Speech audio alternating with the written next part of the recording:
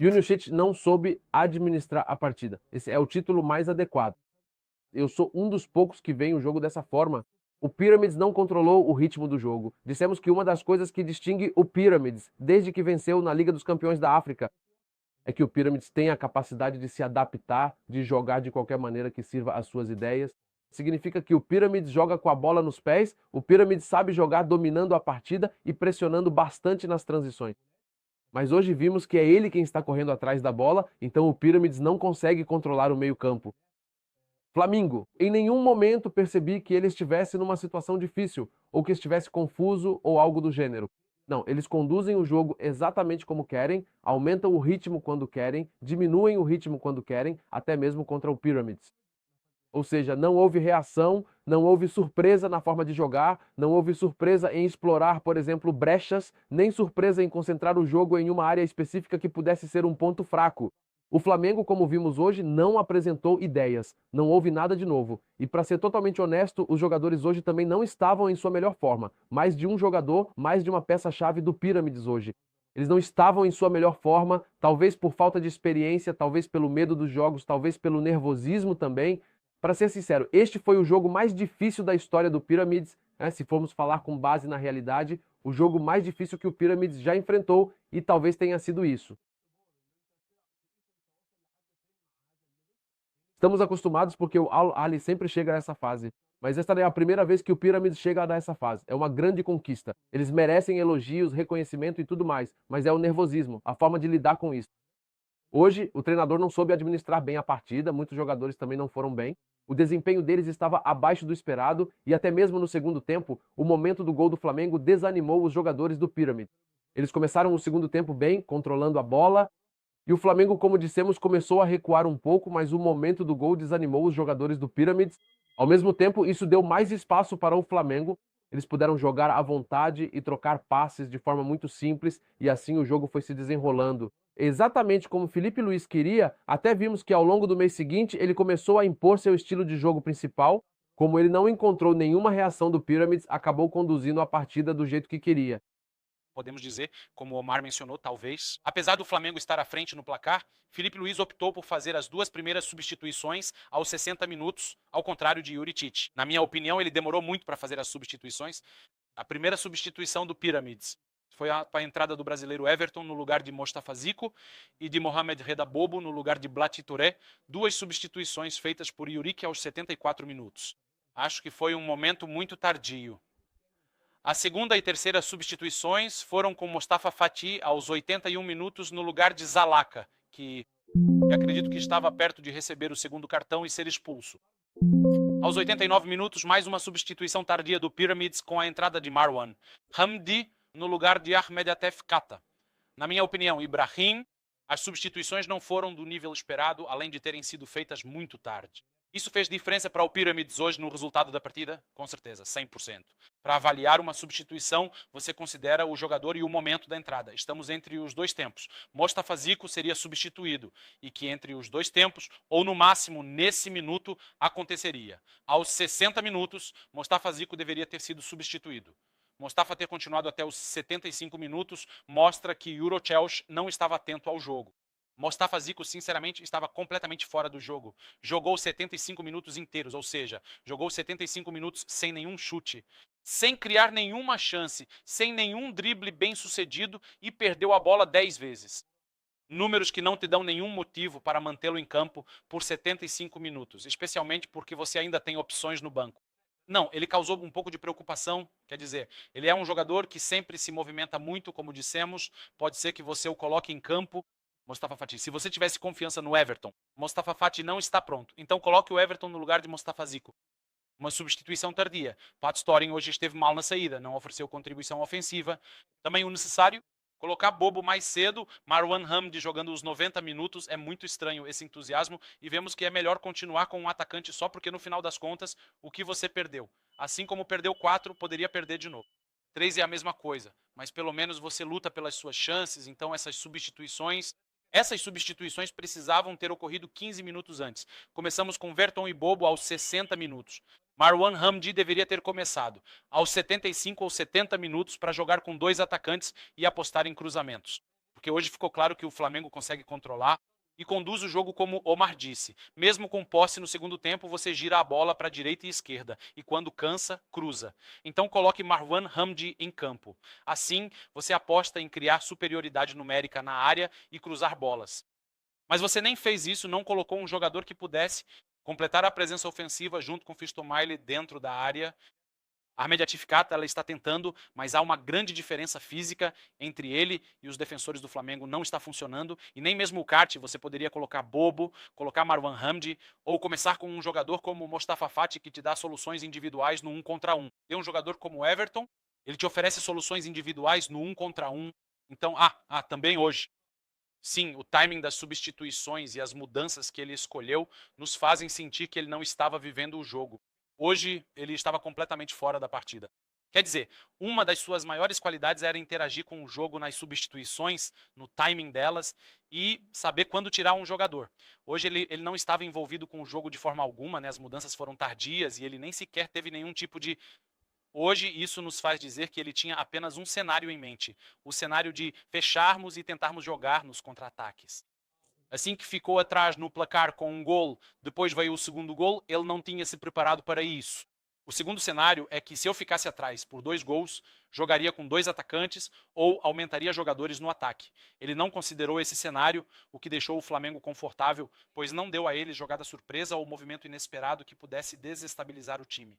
Lamine Jonardo defendia com total tranquilidade. Cruzamentos estão sendo feitos, fáceis para os jogadores que lidam com eles, pois vêm diretamente. E o assunto, sim, é muito fácil. Apesar de Mohamed Chibi ter feito mais de um cruzamento de destaque, mas não há jogador capaz de lidar com eles, não há jogador a mais que possa lidar com eles na área. Ok, vamos dizer, Omar, talvez você tivesse uma visão, porque o Pyramid sempre se destaca em marcar gols em bolas paradas e aproveitar 2 dos melhores laterais que existem praticamente no continente africano, seja Mohamed Chibi ou Mohamed Hamdi. Por exemplo, eu achava que hoje você poderia ter colocado um jogador como Ali Gabr quando ficou atrás no placar, no lugar de um dos zagueiros centrais. Colocá-lo em campo para poder aproveitar as jogadas aéreas de Ali Gabr, já que ele é muito bom nisso, ou até mesmo poderia causar problemas dentro da área. Você também poderia colocar Marwan Hamdi, exatamente assim você teria opções. 3 jogadores como Marwan Hamdi, Beston Maile e Ali Gabr, esse trio também poderia sim, exatamente, porque o Pyramids, em todas as bolas paradas que teve, o Pyramids hoje executou de forma ruim. O Pyramids não aproveitou? Falamos sobre sua visão da vantagem do Pyramids. Caso contrário, o Pyramids hoje perdeu uma de suas maiores qualidades ao longo da temporada, quero dizer. Se formos falar sobre a questão das bolas paradas, a partir dos 70 minutos ficou muito claro que o Flamengo estava todo recuado, como disse Ibrahim. Então, nesse momento, tem que haver 3 jogadores altos na área, Marwan Hamdi, Ali Gabr e ainda acrescentou Ahmed Sami. E manteve Mohamed Lachin atrás, eles precisam estar dentro da área porque você não consegue penetrar pelo meio nem pelas meias luas. Então, hoje, o Pyramids, na verdade, o Jusic não está vivendo o jogo. Ele nem está presente. Até mesmo sua reação, como de costume, não estamos vendo. Ele parecia estar sobrecarregado pelo tamanho do jogo. Não acreditava. Eu realmente não entendo hoje. O problema estava com o Jusic, mas hoje, se formos falar de ausência, é a ausência de Walid El-Kart. O Walid El-Kart hoje teria feito muita diferença para você na ideia de ter um jogador capaz de segurar a bola, que era o que você precisava. Isso.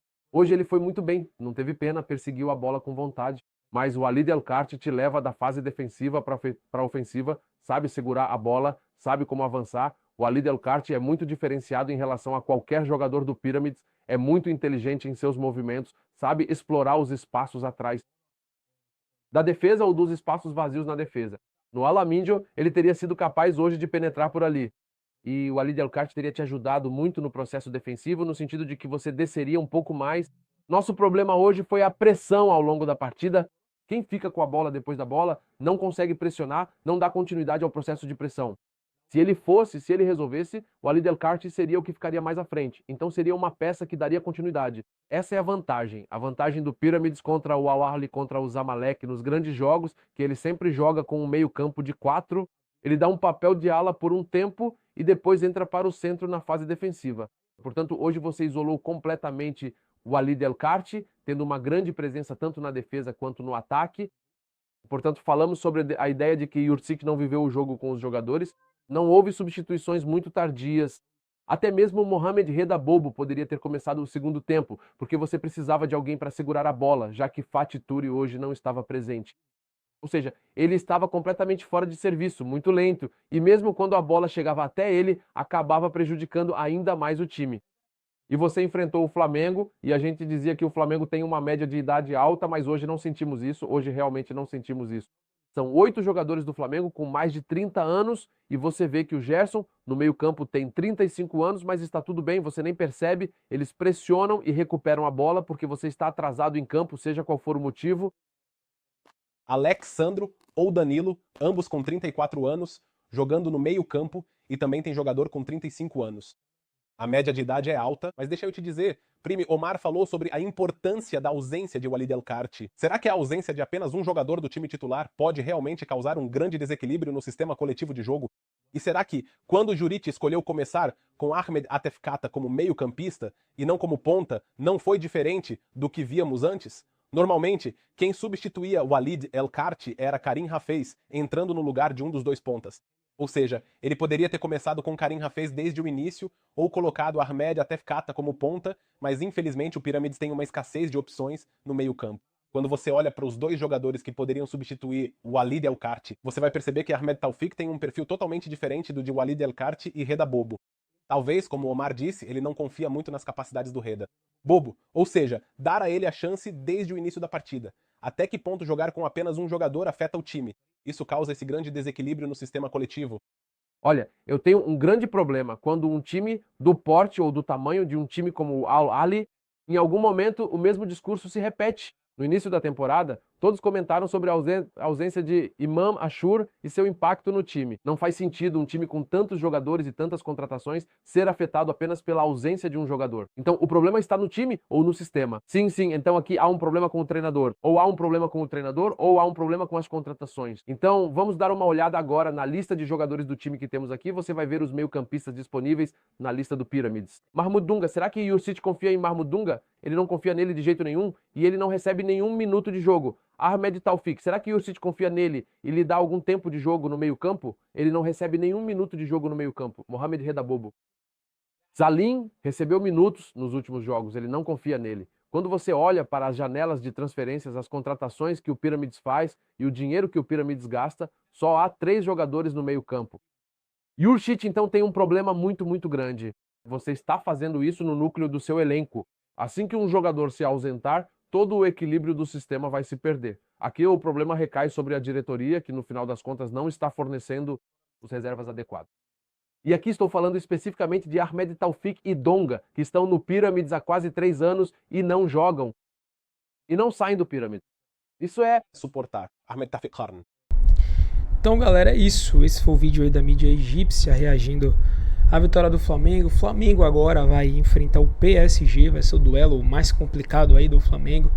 E esse jogo a gente presenciou aí, né? Flamengo e Pyramids, foi um jogo muito tranquilo, na minha opinião. O Flamengo no primeiro tempo dominou completamente, pouquíssimas chances, quase nenhuma para o Pyramids. Segundo tempo teve algumas chancezinhas ali que teve o Pyramids e algumas escapadas, mas nada demais. O Flamengo venceu muito fácil, com 2 gols de cabeça, gols ali de 2 zagueiros, né? Léo Pereira e do Danilo. Então mostra o poder do Flamengo. Acho que é uma arma que pode ser muito usada contra o PSG, inclusive, né? Jogada aérea, sabendo usar, vai com certeza ser bem útil.